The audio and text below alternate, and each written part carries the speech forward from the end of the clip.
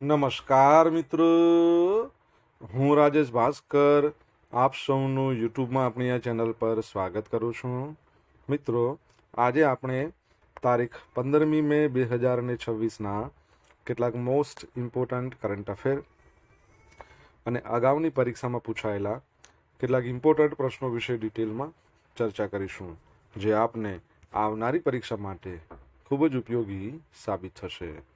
તો મિત્રો, આપ આ ચર્ચા સાથે જોડાઈ રહેજો અને વિડીયોને પહેલેથી લઈને છેલ્લે સુધી પૂરેપૂરો જોવાનો આગ્રહ રાખજો. તો ચલો મિત્રો, શરૂ કરીએ. શરૂઆત કરતા પહેલાં જણાવી દઉં કે જો તમારે આપણી આ યુટ્યુબ ચેનલને સબસ્ક્રાઇબ કરવાનું બાકી હોય તો ચેનલને સબસ્ક્રાઇબ કરજો, નોટિફિકેશન બેલ આઇકોનને પ્રેસ કરીને. અને જો તમને વિડીયો પસંદ આવે તો વિડીયોને લાઇક કરજો, પરંતુ વિડીયોને શેર કરવાનું ના ભૂલતા. તમારા જેટલા પણ મિત્રો જેઓ કોમ્પિટિટિવ એક્ઝામની તૈયારી કરી રહ્યા છે એ બધા મિત્રો જોડે આ વિડીયોની લિંકને અત્યારે જ શેર કરી દો, તમે જે તે સોશિયલ મીડિયા એપ્લિકેશન વાપરતા હો એમાં. ચલો તો શરૂઆત કરીએ. સૌપ્રથમ જોઈશું અગાઉની પરીક્ષામાં પૂછાયેલા વિજ્ઞાનના પ્રશ્નો, જેના જવાબો તમારે કમેન્ટ બોક્સમાં લખીને જણાવવાના છે. વિડીયોના લાસ્ટમાં જ્યારે હું તમને આ દરેક પ્રશ્નના જવાબ જણાવું ત્યારે તમારે ચેક કરવાનું છે કે તમે આપેલા પ્રશ્ન જવાબમાંથી કેટલા પ્રશ્નો જવાબ સાચા છે, અને જેટલા પણ પ્રશ્નો જવાબ સાચા હોય એનો આંકડો તમારે કમેન્ટમાં લખવાનો કે 10માંથી આટલા સાચા છે. ડેઇલી જીકે ટેસ્ટમાં આપણે રોજ 10 પ્રશ્નો પૂછીએ છીએ, એમાંથી 5 પ્રશ્નો વિજ્ઞાનના હોય છે. બાકીના જે 5 પ્રશ્નો છે એ ગુજરાતની કળા, સંસ્કૃતિ અને વારસાના છે. તો તમે તમારા આન્સર આપો નીચે કમેન્ટ બોક્સમાં, અને હું આજના કરંટ અફેરનો પ્રથમ પ્રશ્ન છે એની શરૂઆત કરું છું. પ્રથમ પ્રશ્ન છે, ગુજરાતના નવા લોકાયુક્ત તરીકે તાજેતરમાં કોણે શપથ લીધા? બહુ જ અગત્યનો પ્રશ્ન છે આવનારી દરેક પરીક્ષા માટે. તો જવાબ આવશે જસ્ટિસ બીરેન વૈષ્ણવ. જસ્ટિસ બીરેન વૈષ્ણવ છે, એમણે ગુજરાતના નવા લોકાયુક્ત તરીકે શપથ લીધા છે. તો ગુજરાત હાઈકોર્ટના નિવૃત્ત ન્યાયમૂર્તિ છે બીરેન વૈષ્ણવ, એમણે ગુજરાતના નવા લોકાયુક્ત તરીકે શપથ લીધા છે. ગાંધીનગરના લોકભવન ખાતે યોજાયેલા એક ગરિમામય સમારોહમાં રાજ્યપાલ આચાર્ય દેવવ્રતે એમને હોદ્દાના અને ગુપ્તતાના શપથ લેવડાવ્યા હતા. નિમણૂકની વાત કરીએ તો ગુજરાત લોકાયુક્ત અધિનિયમ 1986 હેઠળ એમની નિમણૂક કરવામાં આવી છે, અને કાર્યકાળ 5 વર્ષ સુધીનો રહેશે. પૃષ્ઠભૂમિ: બીરેન વૈષ્ણવ અગાઉ ગુજરાત હાઈકોર્ટમાં સિનિયર જજ તરીકે સેવા આપી ચૂક્યા છે અને કાનૂની ક્ષેત્રનો બહોળો અનુભવ ધરાવે છે. અને આ શપથવિધિમાં મુખ્યમંત્રી ભૂપેન્દ્ર પટેલ, વિધાનસભાના અધ્યક્ષ શંકર ચૌધરી, અન્ય મહાનુભાવો પણ હાજર રહ્યા હતા. લોકાયુક્તનું મહત્વ: લોકાયુક્ત એક સ્વતંત્ર સંસ્થા છે જે રાજ્યમાં ભ્રષ્ટાચાર, વહીવટી ગેરરીતિઓ અને જાહેર સેવકો સામેની ફરિયાદોની તપાસ કરે છે. જસ્ટિસ બીરેન વૈષ્ણવની નિમણૂકથી પડતર કેસોના નિકાલમાં ગતિ આવવાની અપેક્ષા છે. તમારા માટે પ્રશ્ન શું છે? ભારતના લોકપાલ હાલમાં કોણ છે? તમને નામ આવડતું હોય તો તમે કમેન્ટ બોક્સમાં લખીને જણાવી શકો છો લોકપાલનું નામ શું છે. આ ઉપરાંત લોકપાલ અને લોકાયુક્ત અધિનિયમ છે કેન્દ્રનો, 2013માં આવ્યો. સેકન્ડ નંબરનો પ્રશ્ન, દર વર્ષે આંતરરાષ્ટ્રીય પરિવાર દિવસ ક્યારે ઉજવવામાં આવે છે? તો દર વર્ષે આંતરરાષ્ટ્રીય પરિવાર દિવસ 15મી મે એટલે આજના દિવસે ઉજવવામાં આવે છે. હવે સંયુક્ત રાષ્ટ્ર છે એના દ્વારા 1994ને આંતરરાષ્ટ્રીય પરિવાર વર્ષ તરીકે ઉજવવામાં આવ્યું હતું. આ ઉજવણી પાછળનો મુખ્ય ઉદ્દેશ બદલાતી સામાજિક અને આર્થિક પરિસ્થિતિઓમાં પરિવારોનું જે મહત્વ છે, એમની જરૂરિયાતો વિશે વિશ્વભરમાં જાગૃતિ લાવવાનો હતો. આ વર્ષની સફળતા બાદ 1995થી દર વર્ષે 15મી મેના રોજ આંતરરાષ્ટ્રીય પરિવાર દિવસ ઉજવવાનું નક્કી કરવામાં આવ્યું. આ વર્ષની એટલે 2026ની આની થીમ છે families, inequalities and child wellbeing. તમારા માટે એક પ્રશ્ન છે કે એક આવો જ દિવસ છે જેને કહેવાય છે ગ્લોબલ ડે ઓફ ફેમિલીઝ. આ ક્યારે મનાવવામાં આવે છે? જો તમને ખ્યાલ હોય તો તમે કમેન્ટ બોક્સમાં લખીને જણાવી શકો છો.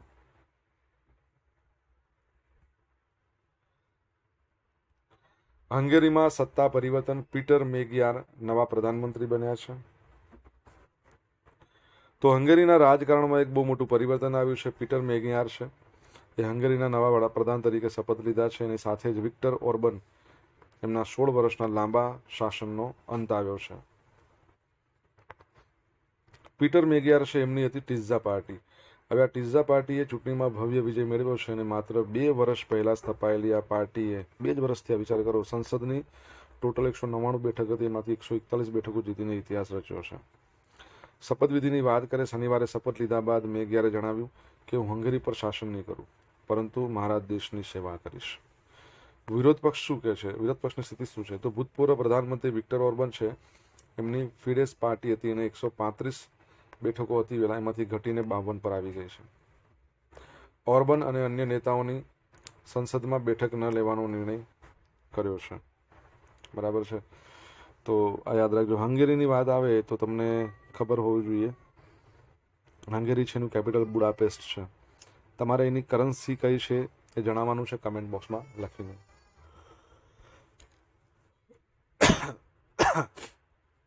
મિત્રો, વિડીયો પસંદ આવ્યો હોય, ભણવાની મજા આવી હોય તો વિડીયોને લાઇક કરી દો, તમારા મિત્રો જોડે વિડીયોની લિંકને શેર કરી દો. આપણી બંને યુટ્યુબ ચેનલ રાજેશ ભાસ્કર 2ને સબસ્ક્રાઇબ કરો, નોટિફિકેશન બેલ આઇકોનને પ્રેસ કરીને.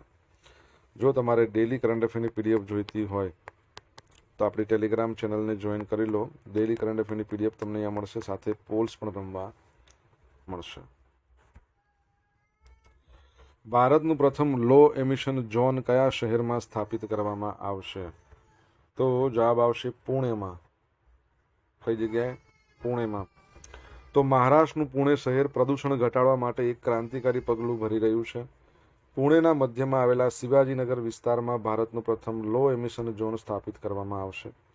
લો એમિશન ઝોન આ એક એવો નિર્ધારિત વિસ્તાર છે જ્યાં વધુ પ્રદૂષણ ફેલાવતા વાહનોના પ્રવેશ ઉપર પ્રતિબંધ અથવા તો નિયંત્રણો હોય છે.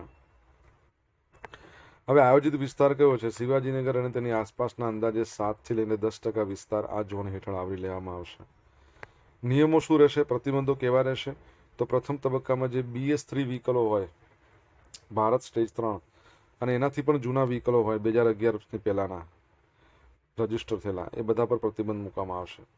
પ્રદૂષણ ફેલાવતા વાહનોએ પ્રવેશ માટે દૈનિક ચાર્જ ચૂકવવો પડી શકે છે. મુક્તિ કોને આપશે? ઓટો રિક્ષા, સરકારી બસો, ઇમરજન્સી વાહનો, એને આ નિયમમાંથી મુક્તિ આપવામાં આવશે. ટેકનોલોજીનો ઉપયોગ, આ ઝોન પર નજર રાખવા માટે ANPR કેમેરાનો ઉપયોગ કરવામાં આવશે. Automated number plate recognition system, એનો ઉપયોગ કરશે. નીતિગત આધાર, આ project Maharashtra electric vehicle policy 2021, national clean air programme એના હેઠળ હાથ ધરવામાં આવ્યો છે. અહીંયા તમને ખબર છે કે આપણે વાત કરીએ છીએ, આપણે ભૂતકાળમાં ભણ્યા હતા ને કે કોઈ એક આપણું રાજ્ય છે ભારતનું, એણે ગ્રીન ટેક્સ વસૂલવાનું શરૂ કર્યું. રાજ્ય બહારના જે વ્હીકલો હોય એમાં એણે પણ છૂટછાટ આપી છે. ઇલેક્ટ્રિક વ્હીકલ, CNG હોય, સરકારી ઇમરજન્સી વ્હીકલ, એ બધાને છૂટછાટ આપી છે. કયા રાજ્યની હું વાત કરી રહ્યો છું તમને ખબર હોય તો તમે કમેન્ટ બોક્સમાં લખીને જણાવી શકો છો.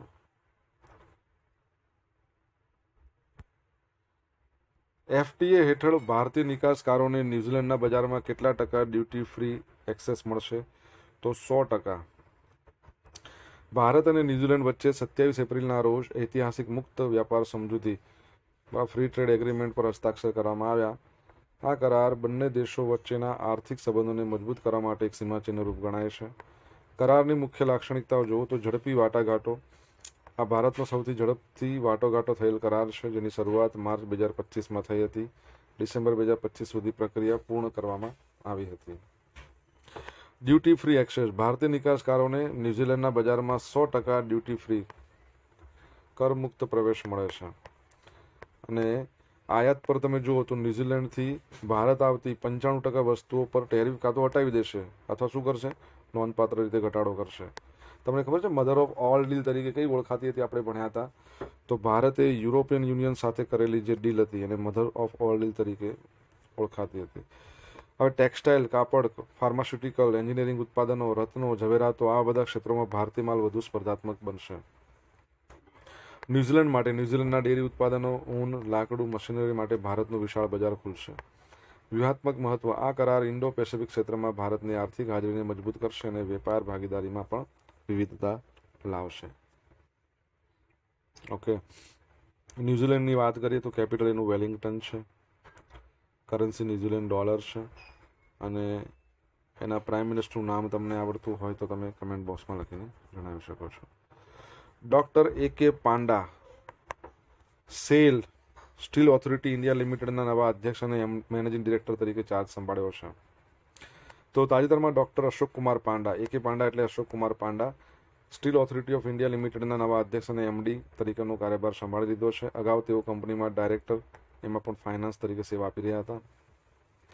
9 મહિના સુધી લગભગ ડાયરેક્ટર કમર્શિયલનો વધારાનો હવાલો પણ એમણે સંભાળ્યો હતો. 1992માં ઇલેક્ટ્રિક એન્જિનિયરિંગમાં BE પૂર્ણ કર્યું હતું એમણે અને સેલમાં મેનેજમેન્ટ ટ્રેની ટેકનિકલ તરીકે પોતાની કારકિર્દી શરૂ કરી હતી. ભાવિ લક્ષ્ય સેલ તેની ક્ષમતા વધારીને 35 MTPA મિલિયન ટન પ્રતિ વર્ષ કરવાના આગામી તબક્કા પર ધ્યાન કેન્દ્રિત કરી રહ્યું છે. સ્ટીલ ઓથોરિટી ઓફ ઇન્ડિયા લિમિટેડની આપણે વાત કરીએ, 1954માં એની સ્થાપના થઈ. હેડક્વાર્ટર ક્યાં આવ્યું છે તમારે કમેન્ટમાં લખીને જણાવવાનું છે. સોશિયલ મીડિયાના માધ્યમથી મારી સાથે તમે કનેક્ટ રહી શકો છો. ઇન્સ્ટા આઈડી આપણું rajesh.i.bhaskar, ફેસબુક આઈડી છે RI ભાસ્કર અને ટેલિગ્રામ ચેનલ આપણી રાજેશ ભાસ્કર, જ્યાં તમને ડેલી કરંટ અફેરની PDF મળશે અને પોલ્સ પણ રમવા મળશે. જો ભણવાની મજા આવી હોય તો વિડીયોને લાઇક કરી દો, તમારા મિત્રો જોડે વિડીયોની લિંકને શેર કરી દો.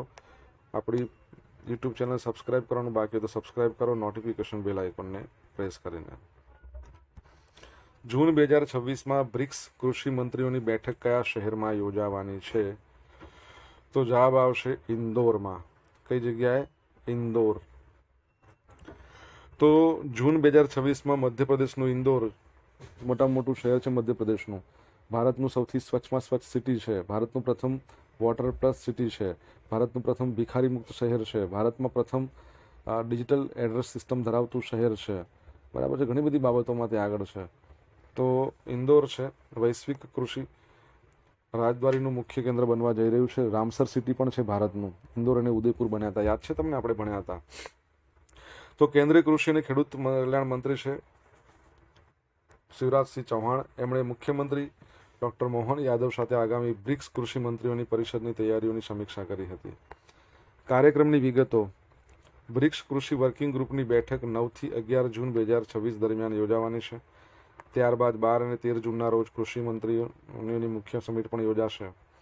હવે બ્રિક્સના દેશોની વાત કરીએ તો વિશ્વની કુલ ખેતીલાયક જમીનના 42% હિસ્સો ધરાવે છે. વિશ્વના કુલ અનાજ ઉત્પાદનનો 45% ફાળો એ આપે છે. મુખ્ય વિષયો આ કોન્ફરન્સમાં ખાદ્ય સુરક્ષા, ક્લાઇમેટ સ્માર્ટ ફાર્મિંગ, કૃષિ વેપાર, ખેડૂત કલ્યાણ, ડિજિટલ એગ્રીકલ્ચર, એમાં AI અને મશીન લર્નિંગ આ વિષય પર ચર્ચા કરવામાં આવશે. સભ્ય દેશો બ્રિક્સમાં હાલમાં જો તમે બ્રિક્સ પહેલાં બ્રિકની શરૂઆત થઈ હતી બ્રાઝિલ, રશિયા, ઇન્ડિયા, ચાઇના. 2006માં એમને પહેલી એક મિટિંગ થઈ, નોર્મલ મિટિંગ, ઓફિશિયલ નહીં. પછી એવું થયું 2009માં પ્રથમ સમિટ રશિયામાં યોજાઈ બ્રિકની. 2010માં સાઉથ આફ્રિકા જોડાઈ ગયું અને એ બની ગયું બ્રિક્સ, બરાબર, 2010માં. અને એના પછી અલગ અલગ દેશો જોડાયા. હાલમાં તમે જુઓ તો ઓફિશિયલી 10 દેશો છે. છેલ્લે સાઉદી અરેબિયા જોડાવાનું હતું 2024માં કે એમ, પણ એ જોડાયું નહોતું. પરંતુ આપણી ભારત પાસે આપણે બ્રિક્સની અધ્યક્ષતા છે હાલમાં. તો ભારતની જે બ્રિક્સની ઓફિશિયલ સાઇટ છે એમાં સાઉદી અરેબિયાનું નામ આપ્યું છે. બાકી તમે જુઓ ભારત, બ્રાઝિલ, રશિયા, ચીન, દક્ષિણ આફ્રિકા, પછી ઇજિપ્ત ઇથોપિયા ઇન્ડોનેશિયા ઈરાન આમાં છેલ્લે ઇન્ડોનેશિયા જોડાયું હતું ઓફિશિયલી. પછી UAE યુનાઇટેડ આરબ એમિરાત આ સહિત 11 સભ્ય દેશો છે. આની એક બેંક પણ છે જેને આપણે NDB કહીએ છીએ. 2015માં સ્થાપના થઈ, હેડક્વાર્ટર બેઇજિંગમાં છે અને દિલમા રોશેફ એના અધ્યક્ષ છે. દિલમા રોશેફ કોને બ્રિક બેંક્સ પહેલાં કહેવાતી હતી, અથવા તો હવે એનું નામ છે ન્યૂ ડેવલપમેન્ટ બેંક. બેઇજિંગમાં હેડક્વાર્ટર. ઉદ્દેશ શું છે? સમિટ દ્વારા ભારતની કૃષિ શક્તિ, નવીનતા, પરંપરાઓ અને વૈશ્વિક મંચ પર પ્રદર્શિત કરવામાં આવશે. આ સાથે જ માલવા પ્રદેશની મહેમાન ગતિઓની પણ પરિચય કરવામાં આવશે. બરાબર છે. બ્રિક્સની વાત આવે તો અત્યારે ભારત પાસે અધ્યક્ષતા છે. આની પહેલાં બ્રાઝિલ પાસે હતી અને બ્રાઝિલે ભારતને અધ્યક્ષતા આપીને ત્યારે એણે એક હથોડી આપી હતી જેને ગવન કહેવાય છે. એમનું લાકડું એમેઝોનના જંગલનું હતું. બીજું, બ્રિક્સમાં અત્યારે ભારતના શેરપા કોણ છે તમને ખબર હોય તો તમે કમેન્ટ બોક્સમાં લખીને જણાવો. અમેરિકાની એન્ટી ડમ્પિંગ ડ્યુટી અને ભારત પર અસર. 23 એપ્રિલ 2026ના રોજ અમેરિકાના વાણિજ્ય વિભાગે ભારતીય સોલર સેલ અને મોડ્યુલ પર 123.04ની પ્રારંભિક એન્ટી ડમ્પિંગ ડ્યુટી લાદી છે. એન્ટી ડમ્પિંગ ડ્યુટી એટલે શું કે જો ભારતની અંદર કોઈ વસ્તુ છે એ જે ભાવે મળતી હોય એના કરતાં અમેરિકામાં સસ્તા ભાવે વેચે, ડમ્પિંગ કર્યું કહેવાય એને, તો એ સરકારને એવું લાગે એટલે સસ્તા ભાવે વેચે. તો યુએસએમાં સપોઝ વસ્તુ વેચી રહ્યા છે, તો યુએસએમાં જે બીજી કંપનીઓ છે જે વસ્તુ સેમ બનાવી રહી છે એને ઉદ્યોગને ફટકો લાગે, એટલે સરકાર શું કરે કે એની પર એન્ટી ડમ્પિંગ ડ્યુટી લગાવી દે, એટલે ટેક્સ વધે, એટલે એ વસ્તુ મોંઘી થઈ જાય, એટલે સ્થાનિક ઉત્પાદનોને ફાયદો થાય. ફેબ્રુઆરી 2026માં આપણે લાદવામાં આવી હતી 125.87 કાઉન્ટર વેલિંગ ડ્યુટી. એટલે કાઉન્ટર વેલિંગ ડ્યુટી શું હોય કે સરકાર સપોઝ સબસિડી આપે કોઈ ઉદ્યોગો માટે અને ટેક્સ ફ્રી કરે, તો શું કરે કે જે પણ ઉત્પાદનો છે એ સસ્તામાં બહાર વેચી શકાય, એટલે પછી કંપની શું કરે કે બહારના દેશોમાં એને સસ્તામાં વેચે. તો કાઉન્ટર વેલિંગ ડ્યુટી એની સાથે મળીને એટલે સરકાર પછી શું કરે, જે વિદેશી સરકાર જે જગ્યાએ ઉત્પાદનો વેચાવે એ કાઉન્ટર વેલિંગ ડ્યુટી નાખે, એટલે એના કારણે ભાવ પાછો વધી જાય. તો ટોટલ ટેરિફ જુઓ ને 234% થઈ ગઈ છે. વિચાર કરો, 100 રૂપિયાની વસ્તુ છે એના પર ટેક્સ 234 રૂપિયા છે. ડમ્પિંગનો અર્થ જ્યારે કોઈ દેશની વ્યાજબી કિંમત અથવા ઉત્પાદન ખર્ચ કરતાં ઓછી કિંમત અન્ય દેશને માલ વેચે છે. મેં તમને કીધું ને એ જ.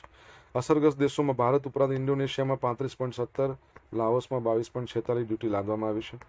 મુખ્ય કંપનીઓ અદાણી ગ્રુપની મુન્દ્રા સોલર, પ્રીમિયમ એનર્જીસ, વારી એનર્જીસ, વિક્રમ સોલર જેવી કંપનીઓના પર આની મોટી નાણાકીય અસર પડશે. અગાઉની પરીક્ષામાં પૂછાયેલા વિજ્ઞાનના પ્રશ્નો જોઈ લઈએ. પહેલો પ્રશ્ન, શુદ્ધ પાણીની પીએચનું પ્રમાણ કેટલું હોય છે? 7. લોહીના દબાણ માપવાના સાધનને સ્ફિગ્મોમેનોમીટર કૃત્રિમ વરસાદ માટે શાનો ઉપયોગ કરવામાં આવે છે? તો સિલ્વર આયોડાઇડ. હાઇડ્રોજનને સળગાવવાથી શું થાય? પાણી બને. હાઇડ્રોજન છે અને સળગાવીએ એટલે સળગાવવા માટે ઓક્સિજનની જરૂર પડે એટલે પાણી બની જાય. કયો પદાર્થ કાર્બનથી બનેલો નથી આમાંથી? તો ચાંદી નથી, બાકી બધા 3 કાર્બનના સ્વરૂપ છે. હવે જોઈશું અગાઉની પરીક્ષામાં પૂછાયેલા ગુજરાતની કલા, સંસ્કૃતિ અને વારસાના પ્રશ્નો. પહેલો પ્રશ્ન, મહિલાઓની પ્રિય એવી બાંધણી માટેનું કયું શહેર જાણીતું છે? તો જામનગર. ગુજરાતના ખ્યાતનામ ચિત્રકાર કોણ છે? તો રવિશંકર રાવળ. વેશ સાથે કોનું નામ સંકળાયેલું છે? અસાઈદ ઠાકર. 360 વેશો હતા ને, સૌથી જૂનો રામાપીરનો વેશ. નીલકંઠ છત્રપતિનું નામ કઈ પ્રવૃત્તિ સાથે? તો અંધ શાળાની સ્થાપના એમણે કરાઈ હતી. ગુજરાતમાં માતૃશ્રાદ્ધ માટે કયું સ્થળ જાણીતું છે? સિદ્ધપુર. અને પિતૃશ્રાદ્ધ પૂછે તો ચાણોદ. શાના માટે? પિતૃશ્રાદ્ધ માટે. હવે ગઈકાલે પૂછેલા પ્રશ્નો જવાબ જોઈ લે. પહેલો પ્રશ્ન, ગુજરાતનું કયું શહેર પ્રથમ ઝીરો કમ્પ્લેન્ટ સિટી બનવા જઈ રહ્યું છે? તો ગાંધીનગર. હંટા વાયરસના નિદાન માટે ભારત સરકાર દ્વારા કેટલી પ્રયોગશાળાઓનું નેટવર્ક કાર્ય થયું છે? 165. આજે પૂછેલા પ્રશ્નોના જવાબ જોઈ લઈએ. પહેલો પ્રશ્ન શું પૂછ્યો હતો? ભારતના લોકપાલ કોણ છે? તો અજય એમ ખાનવિલકર. અજય એમ ખાનવિલકર, એમ ખાનવિલકર. ગ્લોબલ ડે ઓફ ફેમિલીઝ ક્યારે મનાવવામાં આવે છે? 1 જાન્યુઆરી 2002થી મનાવવામાં આવે છે. પરિવારો માટેનો આંતરરાષ્ટ્રીય દિવસ. એ આખું વિશ્વ એક પરિવાર છે એની ભાવના માટે આ મનાવવામાં આવે છે. બાકી જે આજે મનાવીએ છીએ ને વર્લ્ડ ફેમિલી ડે, એ આપણા પરિવારનો જે સંબંધ છે એના માટેનું છે. ત્રીજા નંબરનો પ્રશ્ન શું હતો? ગ્રીન ટેક્સ લાગુ કરનાર રિસન્ટલી આપણે ભણ્યા હતા ઉત્તરાખંડ. કયું? ઉત્તરાખંડે ગ્રીન ટેક્સ લાગુ કર્યો હતો. ચોથો પ્રશ્ન છે હંગેરી છે, એની કરન્સી કઈ છે? ફોરિન્ટ. ફોરિન્ટ એની કરન્સી છે.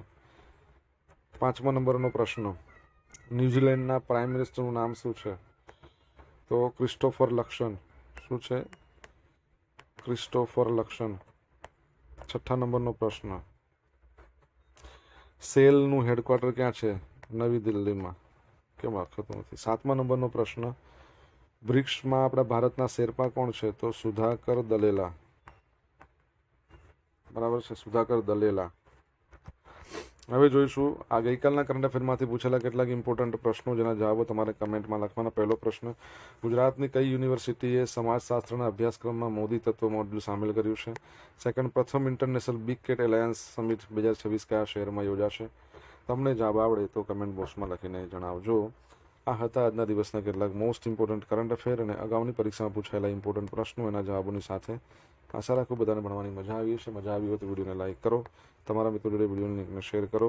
આપણી બંને યુટ્યુબ ચેનલ રાજેશ ભાસ્કર 2ને સબસ્ક્રાઇબ કરો, નોટિફિકેશન બેલ આઇકોનને પ્રેસ કરીને. તો મિત્રો thank you so much for watching this video. Have a nice day. જય હિન્દ, જય ભારત, જય જય ગરવી ગુજરાત.